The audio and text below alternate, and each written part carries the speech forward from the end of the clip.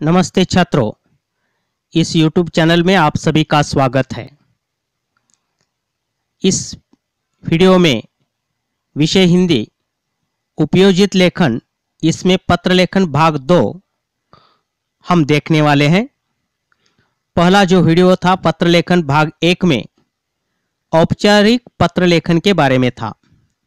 अब हम इस वीडियो में पत्र लेखन भाग 2 में अनौपचारिक पत्र लेखन के बारे में जानकारी लेने वाले हैं। आप सभी को मालूम है, कृति पत्रिका में प्रश्न 5 में पत्र लेखन रहता है 5 अंकों के लिए, तो उसमें अनौपचारिक पत्र भी आ सकता है और औपचारिक पत्र भी आ सकता है। इसलिए आज हम इस वीडियो में अनौपचारिक पत्र लेखन के बारे में जानकारी लेने वाले हैं, तो अच्छी तरह ध्यान देना है सभी को। पत्र लेखन के मुख्य 2 प्रकार, इसमें दूसरा प्रकार है अनौपचारिक पत्र। तो इसमें पहला सर्वप्रथम दिनांक लिखनी आवश्यक है, यानी कि दिनांक औपचारिक पत्र हो या अनौपचारिक पत्र हो, पहला तो दिनांक लिखना ही पड़ेगा। बाद में पाने वाले का पता लिख सकते हैं और ईमेल भी लिख सकते हैं। बाद में संबोधन तथा अभिवादन रिश्तों के अनुसार आदर के साथ करना चाहिए, इस शब्द का प्रयोग हमें करना है। प्रारंभ में जिसको पत्र लिखा है उसका कुशलक्षेम पूछना चाहिए, लेकिन स्नेह सम्मान सहित प्रभावी शब्दों और विषय विवेक के साथ होना चाहिए। रिश्ते के अनुसार विषय विवेचन में परिवर्तन अपेक्षित है।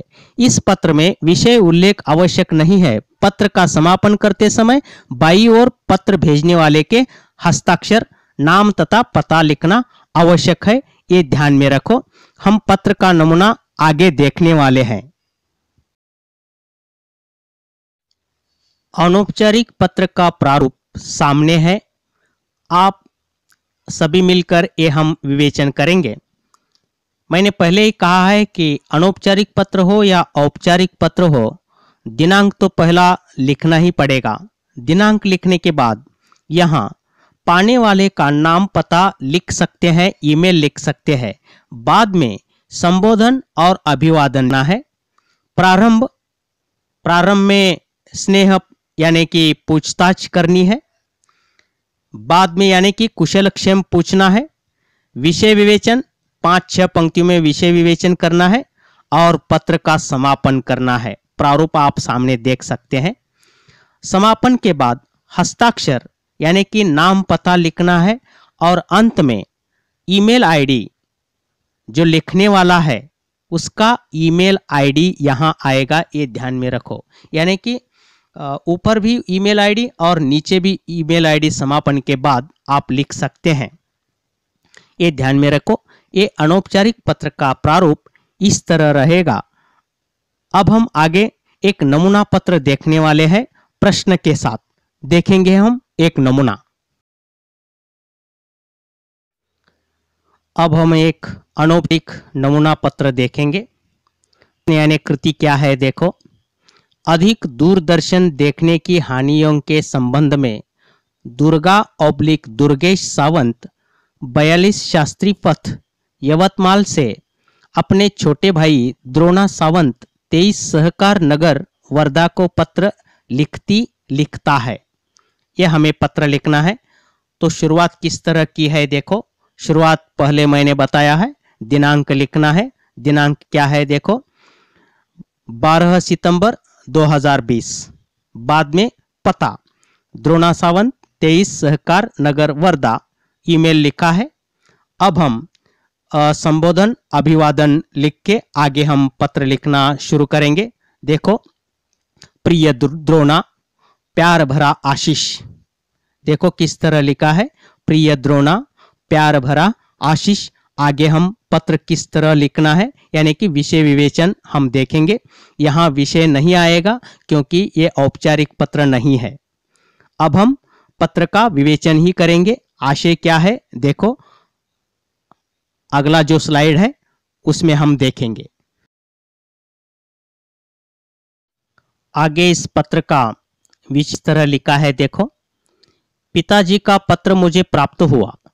आजकल तुमने मैदान से नाता तोड़ दिया है और पाठशाला से आते ही घर आकर दूरदर्शन देखने बैठ जाते हो। तुम्हारा अधिक से अधिक समय दूरदर्शन पर ही व्यतीत हो रहा है।